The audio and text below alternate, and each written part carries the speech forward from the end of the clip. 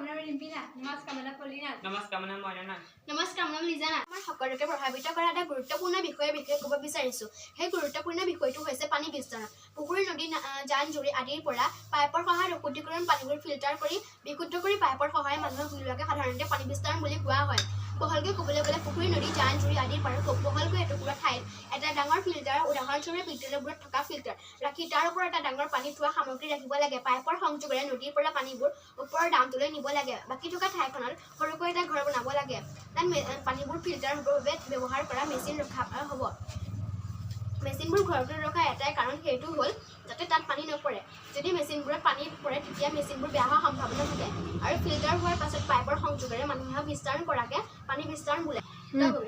পানী বিস্তাৰণৰ পৰা হোৱা ক্ষতি জল সৰবৰাহৰ ক্ষতি মানে পাইপ আৰু আন্তঃগাঁথনিৰ ভৌতিক ক্ষতি অথবা পানীৰ গুণগত মানৰ দূষিতকৰণ হ'ব পাৰে ভৌতিক ক্ষতিৰ ভিতৰত ভঙা বা পুৰণি পাইপৰ পৰা হোৱা লিক সজুলিৰ বিজুতি বা বানপানীৰ দৰে প্ৰাকৃতিক দুৰ্যোগ আদি অন্তৰ্ভুক্ত পানীৰ গুণগত মানৰ ক্ষতিৰ ভিতৰত ঔদ্যোগিক আৱৰ্জনা কৃষিভিত্তিক আৱৰ্জনা বা নলাৰ পানীৰ দৰে উৎসৰ পৰা হোৱা প্ৰদূষণ আদি অন্তৰ্ভুক্ত যাৰ ফলত পানী ব্যৱহাৰৰ বাবে অসুৰক্ষিত হৈ পৰে আৰু নলা বন্ধ হোৱাৰ ফলত পানী উপচি পৰি ক্ষতি হ'ব পাৰে পানী বিস্তাৰৰ পৰা হোৱা লাভ শাৰীৰিক কষ্ট হ্ৰাস কৰে মানুহে পানী সংগ্ৰহ কৰিবলৈ শাৰীৰিকভাৱে কম সময় আৰু শক্তি খৰচ কৰে যাৰ ফলত গধুৰ বোজা কঢ়িয়াই নিয়াৰ বাবে পেশী আৰু হাড়ৰ আঘাতৰ